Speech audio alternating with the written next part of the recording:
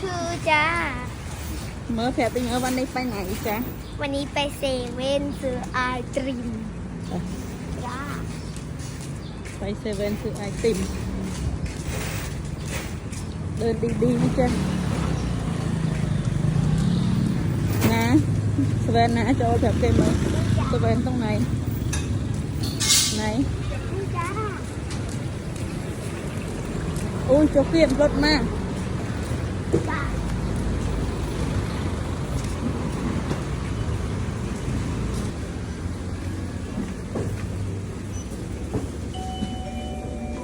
ฮิปโปอ่ะไหนไม่เห็นเธอเดินแต่บานจุกนี่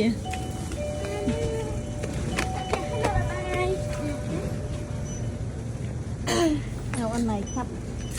แม่ไม่ใช่ผู้ชาย เอาอันไหนคะ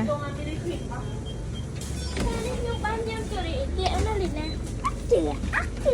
เจือสูบองที่ด่าเยอะนะไม่ลงบอลลีน่ามันเจอตัวเป็นไมโล20 บาทหรอกนะเมซินเนี่ย30 บาทจ้า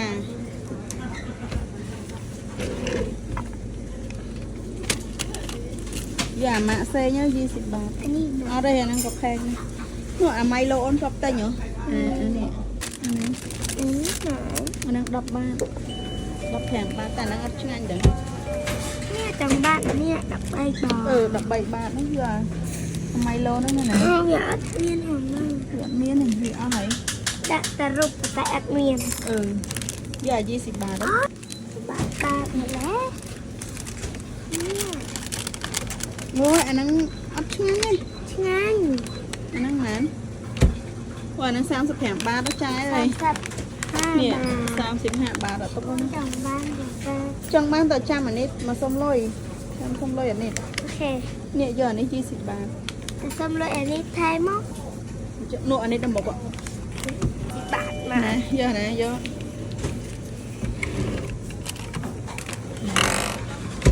นะบ้านมันหมด